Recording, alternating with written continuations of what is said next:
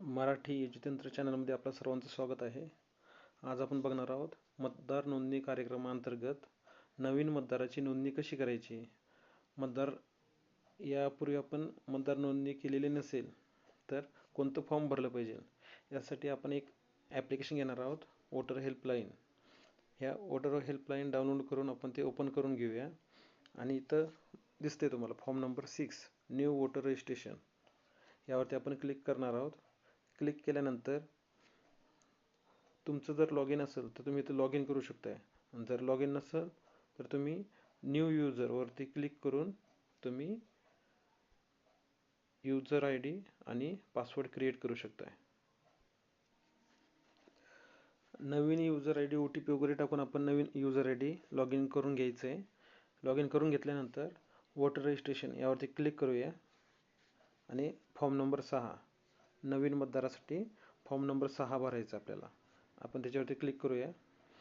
यानंतर इथे येत आहे बघा लेट स्टार्ट, याच्यावरती क्लिक केलं. इथे विचारतंय are you applying for the voter I D first time. Yes I am applying for the first time, म्हणजे तुम्ही पहिल्यांदाच नोंदवताय तुमचं नाव मतदार यादीमध्ये. आपण नेक्स्ट करून घेऊया. आता पहिलं पेज आहे बघा, यामध्ये तुम्हाला स्टेट, तुमचं स्टेट निवडायचं आहे. डिस्ट्रिक्ट, तुमचं डिस्ट्रिक्ट निवडायची आहे. असेंब्ली, तुमची असेंब्ली निवडून घ्या, जी कोणती असेल ती असेंब्ली निवडून घ्या, म्हणजे विधानसभा मतदारसंघ. त्यानंतर तुमची काय जन्मतारीख असेल, जी जन्मतारीख असेल ते तुम्ही ते निवडून घ्या. इथे स्क्रोल करून तुम्ही तुमचं जन्मवर्ष निवडू शकताय. आता मी एक सॅम्पलसाठी मी तुम्हाला एक जन्मतारीख निवडून दाखवतोय. त्यानंतर select date of birth document, म्हणजे याच्यावरती तुम्हाला एक डॉक्युमेंट अपलोड करायचं आहे बर्थ डेटसाठी. यामध्ये आपण बघू शकतोय birth certificate, Aadhaar card, PAN card, driving licence, 10वी-12वीचं सर्टिफिकेट किंवा पासपोर्ट, यापैकी एक कोणतंही एक तुम्ही डॉक्युमेंट जोडू शकताय. समजा पॅन कार्ड आपण घेऊया आणि इथं पॅन कार्ड अपलोड करून घेऊया. सपोज आपण आता इथं पॅन कार्ड अपलोड केलं आहे.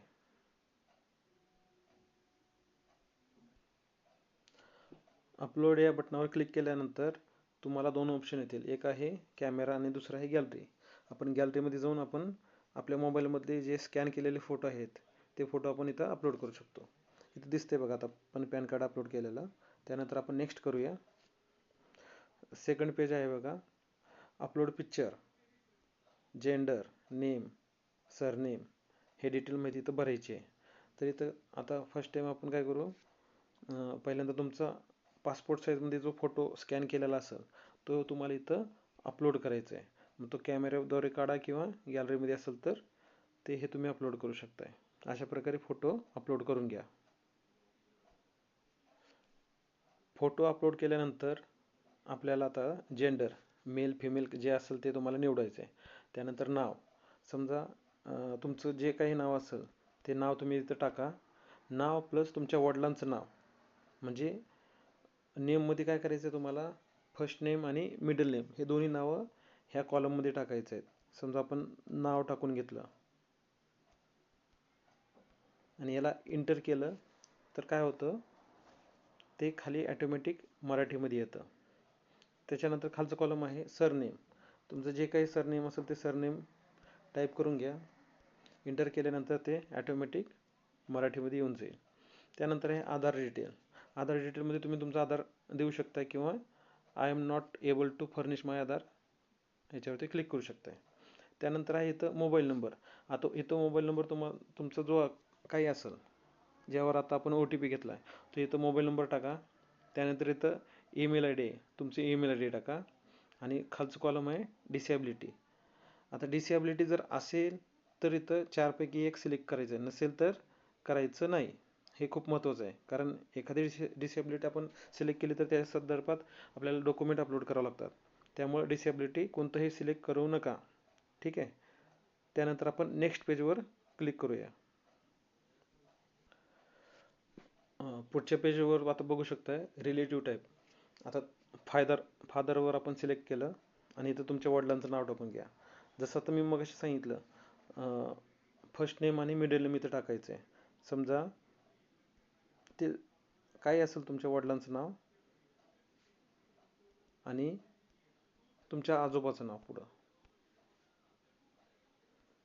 हे दोन्ही टाकून घेतले, एंटर केलं, मराठीत ॲटोमॅटिक येऊन जाईल. त्यानंतर त्याच्या खाली आहे सरनेम, लास्ट नेम. इथं तुम्ही टाकू शकताय सरनेम, इंग्रजीत, मराठीत येऊन जाईल. अशा प्रकारे हा पुढचा फॉर्म आपण भरून घेतलेला आहे. त्यानंतर परत नेक्स्ट करायचं आहे. नेक्स्ट केल्यानंतर आता तुम्हाला इथं दिसत आहे बघा, इथं तुम्हाला ॲड्रेस, पूर्ण ॲड्रेस इथं लिहायचं आहे. आता इथं तुम्ही काय करू शकताय, तुमचा फ्लॅट नंबर लिहू शकताय.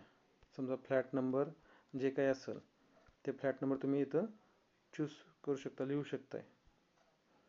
आणि सोसायटीचं नाव जे काही असेल, सोसायटीचं नाव, ते सोसायटीचं नाव पण तुम्ही इथं टाईप करू शकताय. आता मी टाईप करून घेतोय.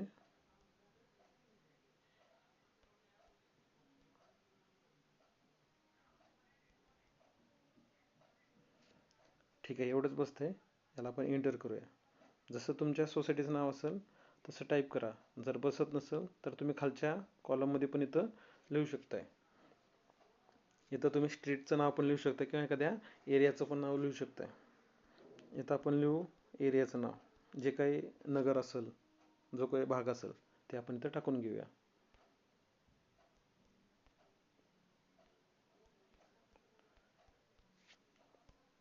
हे नगर मी टाकलं. त्यानंतर तुमच्या गावाचं नाव, तुमच्या गावाचं नाव जे काही असेल ते तुम्ही इथं टाईप करून घ्या.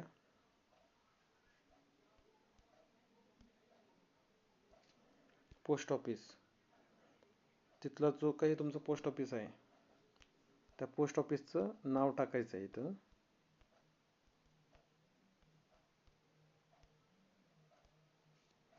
ते मराठीत आलं. त्यानंतर पिनकोड, पिनकोड आता तुम्हाला माहीतच असेल, तुम्ही ज्या ठिकाणी राहता तिथला पिनकोड टाकायचा आहे. त्यानंतर तहसील, तालुका,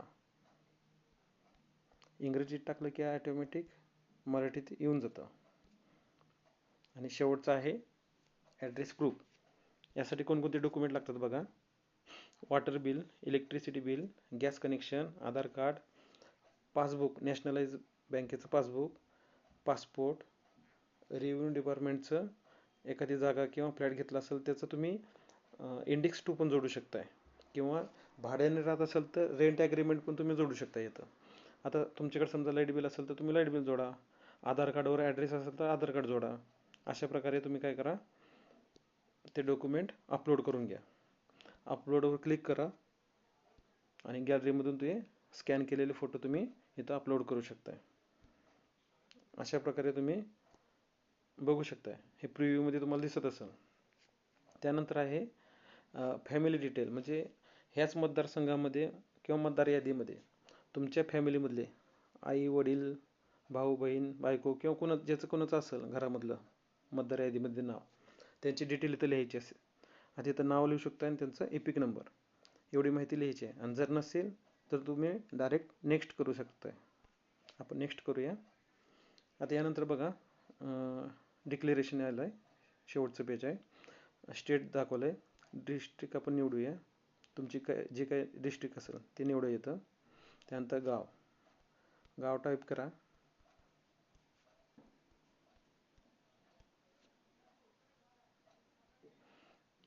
आजची तारीख दिसते तुम्हाला आणि त्यानंतर तुमचं नाव दिसतंय. नावात तुम्ही इथं तुमचं आडनाव ॲड करू शकताय. हे मी सॅम्पलसाठी नाव टाकलेलं आहे. आणि प्लेस हे टाकल्याच्या नंतर डनवरती क्लिक करा. काय राहिलं असं दाखवतंय. हां, I am ordering to residence at the mention address since, म्हणजे तुम्ही ह्या ॲड्रेसवरती किती दिवसापासून राहताय ती तारीख तुम्ही इथं निवडायची आहे. यावरती सिलेक्ट करा. समजा तुम्ही 1 वर्ष 2 वर्ष कधी राहताय, कधीपासून राहताय ती तारीख निवडून घ्या. ठीक आहे. अशा प्रकारे हा आपण फॉर्म 6 जे नवीन मतदार आहेत त्यांच्यासाठी हा फॉर्म नंबर 6 असतो, तो अशा प्रकारे आपण भरलेला आहे. डनवरती क्लिक केल्यानंतर तुम्हाला एक ट्रॅकिंग आय डी जे तुम्हाला थोड्या दिवसांनी तुम्हाला कळेल की ॲप्लिकेशन आपलं कुठंपर्यंत गेलेलं आहे, ते ॲक्सेप्ट झालं आहे का रिजेक्ट झालं आहे किंवा कुठंपर्यंत ते अडलं हे तुम्हाला त्या ट्रॅकिंग आय डीवरून समजेल. त्यासाठी ट्रॅकिंग आय डी खूप महत्त्वाचं आहे. त्याचा स्क्रीनशॉट काढून घ्या, म्हणजे ते तुम्हाला पुढं भविष्यात त्याचा उपयोगी पडेल. अशा प्रकारे आज आपण फॉर्म नंबर 6 नवीन मतदार यादीमध्ये आपलं नाव टाकणं, ज्यांचे कुणाचं कुठल्याच मतदारसंघामध्ये नाव नाही अशा व्यक्तींसाठी आपण हे व्हिडिओ बनवलेला आहे.